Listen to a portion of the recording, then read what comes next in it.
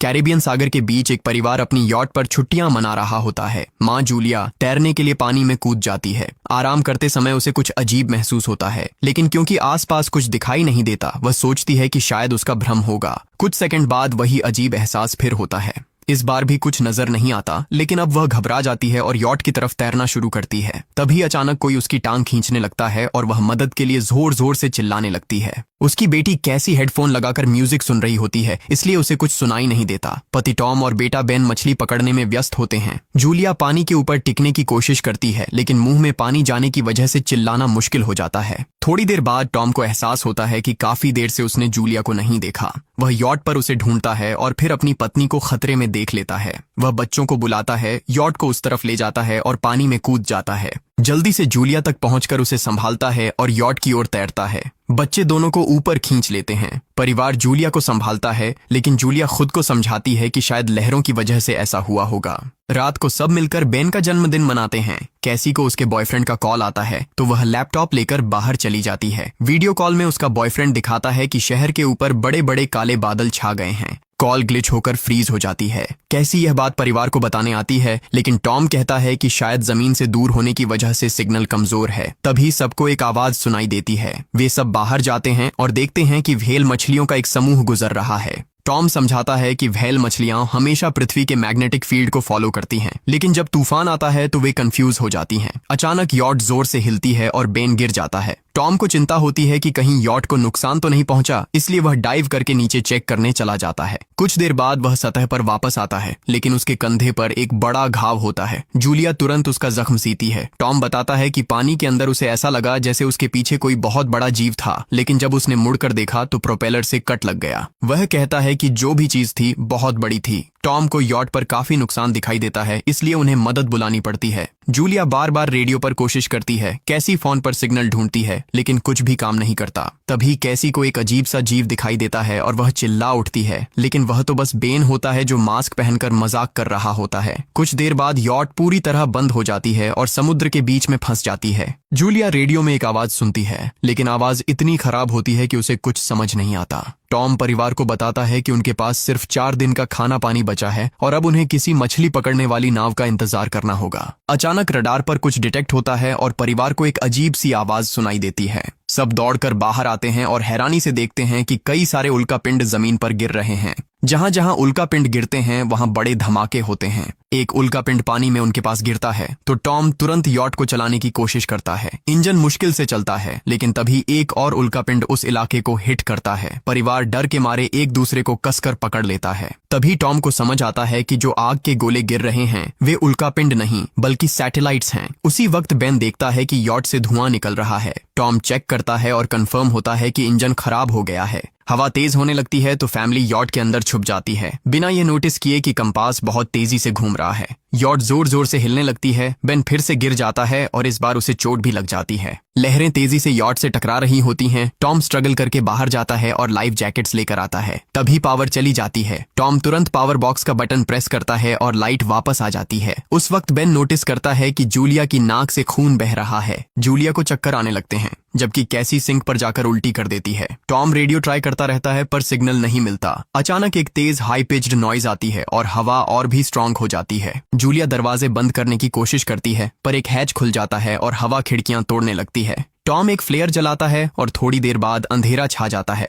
अगली सुबह family shock में उठती है कि वो स्टॉर्म से बच गए हैं, लेकिन यॉट आधी तबाह हो गई होती है। जब वो बाहर आते हैं तो देखते हैं कि समुद्र का पानी गायब हो गया है और यॉट अब जमीन पर अटकी है। सब ये देखकर शॉक में आ जाते हैं। कैसी सिग्नल चेक करती है पर नेटवर्क बिल्कुल डाउन होता है। बेन 2 मरे हुए केकड़ों से खेलने लगता है। टॉम कंपास चेक करता है और देखता है कि वो उल्टा हो गया है। ये आखिरी बार 7 लाख साल पहले हुआ था। कैसी को लगता है कि उसका बॉयफ्रेंड मर गया होगा और वो टूट जाती है। जब जूलिया उसे समझाने आती है तो कैसी उसे दूर कर देती है और छुपने चली जाती है। जूलिया और टॉम बची हुई सप्लाईज देखते हैं। बेन अपने बर्थडे बलून्स एक पत्थर से बांध देता है ताकि शायद कोई बचा हुआ सर्वाइवर देख ले। टॉम फिर रेडियो ट्राई करता है और इस बार एक आदमी से कनेक्शन हो जाता है। उसका नाम नाव होता है और वो एक सबमरीन का कैप्टन होता है। उसकी सबमरीन भी लैंड पर अटक गई है। वो कंफर्म करता है कि मैग्नेटिक पोल्स रिवर्स हो गए हैं, इसलिए ओशन पीछे हट गया है और जमीन डूब गई है। वो कहता है कि उसने अभी तक और सर्वाइवर्स नहीं देखे और कम्युनिकेशन सिस्टम सिस्टम्स बिल्कुल डाउन हो गए हैं। वो मजीद ये भी कहता है कि पोल्स फिर रिवर्स होंगे और शायद एक हफ्ते में समुंदर वापस आ जाएगा।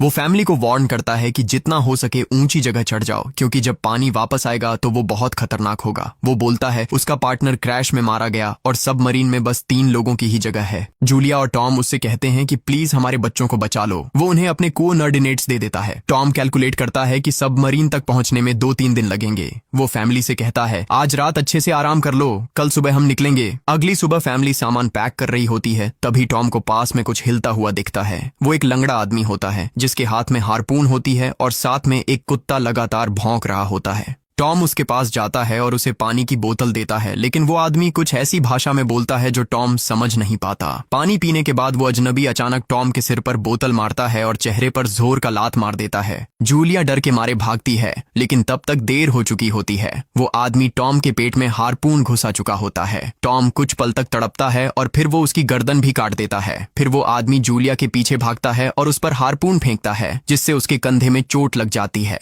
जूलिया दर्द सहते हुए यॉट के अंदर भागती है और बच्चों को बोलती है कि छुप जाओ। वो दरवाजा लॉक कर देती है। कैसी और बेन सोफे के अंदर घुस जाते हैं। जूलिया उन्हें फ्लेयर गन पकड़ाती है और खुद एक चाकू लेकर बाथरूम में छुप जाती है। वो आदमी दरवाजे पर जोर जोर से धक्के मारता है और आखिर अंदर घुस ही जाता है। पहले वो थोड़ा खाना उठाता है और फिर यॉट में इधर उधर ढूंढने लगता है, फिर बाथरूम की तरफ जाता है, लेकिन जूलिया समझदारी से एक छोटे छेद से बाहर निकल जाती है। वो आदमी सोचता है कि जूलिया भाग गई, लेकिन जैसे ही वो धीरे से निकलने लगती है, उसका कुत्ता उसे देख लेता है और भौंकने लगता है। कुत्ता उस पर झपटता है तो जूलिया चाकू से उसे मार देती है। कुत्ते की चीख सुनकर वो आदमी बाहर आता है और अपने कुत्ते की लाश देखकर आग बबूला हो जाता है। इस बीच जूलिया यॉट के दूसरे साइड से अंदर जाने की कोशिश करती है। वो ऊपर चढ़कर टूटी हुई खिड़की से अंदर घुसने लगती है, लेकिन वो आदमी पहले ही वहां पहुंच जाता है। वो उसे पकड़कर जोर से मुक्का मारता है, जिससे वो नीचे गिर जाती है। जूलिया फर्नीचर पकड़कर बचने की कोशिश करती है, लेकिन वो आदमी उसे लात मारकर दूर फेंक देता है। फिर वो उसकी कलाई पर पैर रख देता है ताकि वो चाकू छोड़ दे, और फिर उसके बाल पकड़कर उसका चेहरा जमीन पर दे मारता है और सोफे पर फेंककर उसका गला दबाने लगता है। बच्चे ये सब कुछ देख रहे होते हैं। कैसी बाहर निकलकर फ्लेयर गन चलाती है जो सीधा उस आदमी को लगती है। वो जल उठता है और यॉट में आग फैलने लगती है। बच्चे तुरंत भाग जाते हैं, लेकिन जूलिया वापस आती है। वो उसे एक किक मारकर गिराती है, मैप और बैग उठाती है और वहां से भाग जाती है। बेन और कैसी अपने पापा के पास जाकर रोने लगते हैं। जूलिया भी उनके साथ बैठ जाती है और तीनों मिलकर आंसुओं के साथ टॉम को आखिरी अलविदा कहते हैं। तभी वो डरावना आदमी फिर यॉट से बाहर निकल आता है तो फैमिली फिर से भागने लगती है। कुछ ही देर में यॉट एक बड़े धमाके के साथ उड़ जाती है। थोड़ी दूर चलने के बाद वो लोग एक छोटे से झरने के पास रुकते हैं ताकि थोड़ा आराम कर सकें। कैसी सोचती है कि शायद वो पागल आदमी उनके पास गुब्बारे देखकर आया था। ये सुनकर बेन खुद को कसूरवार मानने लगता है। जूलिया उसे समझाती है कि इसमें उसकी कोई गलती नहीं थी और सबको आगे बढ़ने को कहती है, क्योंकि वो आदमी अभी भी उनके पीछे है। रास्ते में एक छोटे तालाब के पास बेन एक मरी हुई हैमरहेड शार्क देखकर हैरान रह जाता है। तभी जूलिया नोटिस करती है कि वो आदमी फिर उनके करीब पहुंचने वाला है। सब लोग दौड़ पड़ते हैं और एक रेत के टीले से नीचे गिर जाते हैं, जहां उन्हें जहरीला कचरा दिखाई देता है। फैमिली सावधानी से उसे पार करती है और लगता है कि उन्होंने उस आदमी से पीछा छुड़ा लिया है। चलते चलते उन्हें बड़े बड़े मरे हुए सी एनिमल्स और समुंदर के नीचे जमा हुआ सारा प्लास्टिक दिखने लगता है।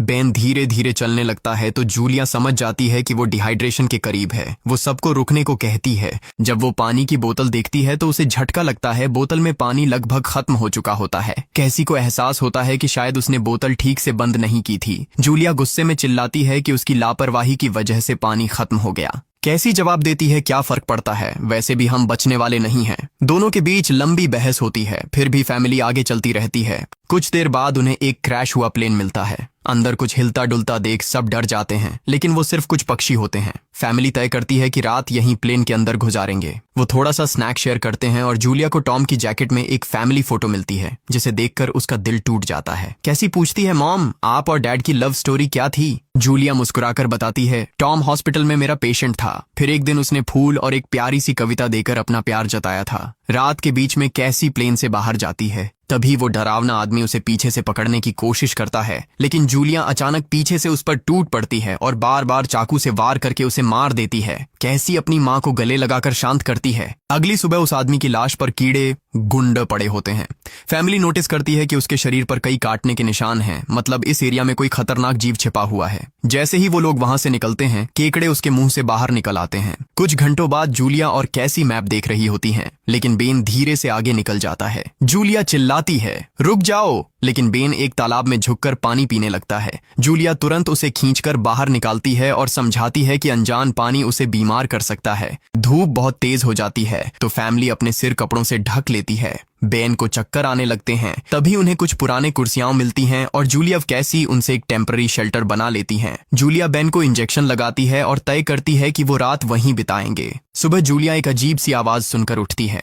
बाहर जाकर देखती है तो क्रैब्स का एक बड़ा झुंड उनकी तरफ आ रहा होता है। वो तुरंत बच्चों को उठाती है और तीनों भागना शुरू कर देते हैं। भागते भागते उन्हें एक बड़ा कार्गो शिप दिखाई देता है। वहां 3 क्रू मेंबर्स जिंदा होते हैं। एक औरत उनकी मदद करना चाहती है लेकिन बाकी 2 आदमी मना कर देते हैं और तीनों फैमिली को बाहर छोड़कर कंटेनर लॉक कर लेते हैं। क्रैब्स पास आ जाते हैं। जूलिया बच्चों को कंटेनर के ऊपर चढ़ाती है। खुद जब चढ़ने लगती है तो क्रैब्स उसके पैर को जोर से काट लेते हैं। बच्चे उसे खींचकर ऊपर चढ़ाते हैं, नहीं तो वो नीचे गिर जाती। कंटेनर के एक छेद से आधे क्रैब्स अंदर घुस जाते हैं। क्रू मेंबर्स फायरिंग शुरू करते हैं लेकिन क्रैब्स उन पर हावी हो जाते हैं और दोनों को मार डालते हैं। आखिरी आदमी छत के होल तक पहुंचता है लेकिन क्रैब्स उसे भी नीचे खींच लेते हैं और वो भी मर जाता है।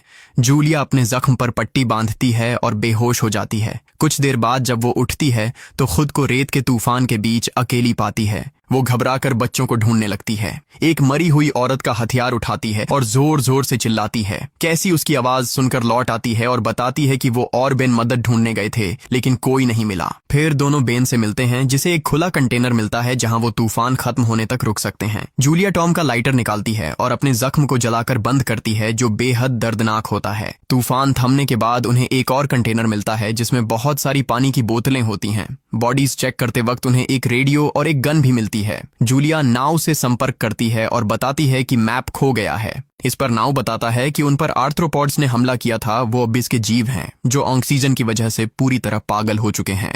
अब नाव फैमिली को जल्दी करने को बोलता है क्योंकि उसके इंस्ट्रूमेंट्स ने कैलकुलेट किया है कि समुद्र उम्मीद से ज्यादा जल्दी वापस आएगा और उनके पास सिर्फ कुछ घंटे बचे हैं। वो एक फ्लेयर शूट करता है और फैमिली उस दिशा में चलना शुरू करती है। लंबी वॉक के बाद फैमिली को एक टूटा हुआ टॉयलेट मिलता है जिसमें बेन पेशाब करता है। अब वो लोग आखिरकार सबमरीन को पास ही देख लेते हैं लेकिन वहां पहुंचने के लिए उन्हें एक बड़ा चट्टानी रास्ता पार करना होगा। जैसे ही वो रास्ते से गुजरते हैं दीवारें हिलने लगती हैं और पत्थर गिरने लगते हैं जिससे एक भयानक रॉक स्लाइड हो जाता है। जूलिया तुरंत अपने बच्चों को साइड में धक्का देती है और खुद भी पीछे हट जाती है ताकि कुचली न जाए। अब एक पत्थर की दीवार उनके बीच आ गई है। जूलिया बच्चों से कहती है कि वो बिना उसके आगे बढ़ जाए लेकिन कैसी मना करती है और जोर देती है कि उसकी मां को चढ़ने की कोशिश करनी चाहिए। बहुत बहस होती है और चिल्लाने के बाद जूलिया वादा करती है कि वो बाद में अपने बच्चों को ढूंढ लेगी। मजबूर होकर कैसी अपने भाई को खींचकर आगे ले जाती है। बच्चे चट्टानी रास्ता चढ़कर सबमरीन की तरफ भागते हैं लेकिन वहां पहुंचकर देखते हैं कि नाव बाहर खून में लथपथ पड़ा है। वो समझाता है कि उसके लिए सब खत्म हो गया है और अब बच्चे सबमरीन ले सकते हैं। ये सोचकर कि एक एक्स्ट्रा जगह होगी कैसी वापस अपनी मां को ढूंढने भागती है। तभी जूलिया केकड़ों को आता देखती है और वो फायरिंग शुरू कर देती है। कुछ केकड़ों को वो मार देती है लेकिन झुंड बहुत बड़ा होता है और सबसे लड़ना मुश्किल हो जाता है। उसी वक्त कैसी दीवार के ऊपर दिखाई देती है और हाथ आगे बढ़ाती है तो जूलिया अपने घायल पैर के बावजूद तेजी से चढ़ना शुरू करती है। कैसी की मदद से वो दूसरी तरफ पहुंच जाती है और दोनों साथ में सबमरीन की तरफ भागते हैं। बेन पहले से ही ऊपर खड़ा होता है और फायर खोल देता है ताकि केकड़े डिस्टर्ब रहें जब तक फैमिली ऊपर चढ़ जाए। केकड़े नाव के शरीर तक पहुंचते ही तुरंत उसे खाने लग जाते हैं। जूलिया गन उठाती है और फायरिंग जारी रखती है जब तक बच्चे अंदर चले जाएं। जब वो सुरक्षित हो जाते हैं जूलिया समझती है कि गोलियां खत्म हो गई हैं तो वो गन केकड़ों पर फेंक देती है और अपने बच्चों के साथ अंदर चली जाती है। फैमिली हैच को अच्छे से लॉक करती है और खिड़की से केकड़ों को सबमरीन के चारों तरफ देखती है। इसी वक्त समुद्र वापस आ जाता है तो तीनों तुरंत अपनी सीटों पर बैठकर बेल्ट पहन लेते हैं और एक दूसरे का हाथ पकड़ लेते हैं। तेज लहरें सबमरीन को जोर जोर से इधर उधर फेंकना शुरू कर देती हैं जिससे जूलिया को पूरी जर्नी के विजन दिखने लगते हैं और कैसी उल्टी कर देती है। जल्दी ही वो हाई पिच आवाज वापस आती है और फैमिली बेहोश हो जाती है। कुछ देर बाद जूलिया और बच्चे होश में आते हैं और खुद को जिंदा देखकर खुश होते हैं। वो हैच अनलॉक करके बाहर निकलते हैं और देखते हैं कि लहरों ने सबमरीन को एक तबाह शहर में गिरा दिया है। यानी अब जिंदा रहने और नया जीवन शुरू करने की उम्मीद है। और यहीं पर फिल्म खत्म होती है। चैनल को सब्सक्राइब करना न भूलें और बेल आइकन जरूर दबाएं ताकि आपको ऐसे ही मजेदार वीडियो मिलते रहें। देखने के लिए धन्यवाद।